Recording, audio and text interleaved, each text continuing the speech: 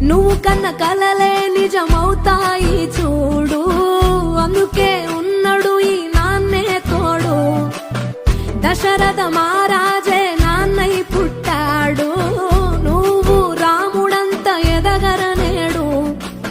చరితలు ఎన్నడు చూడని మమతల గూడే వీధిరో, సంపద అంటే ఏదో కాదురో, ఇంతకు మించి అది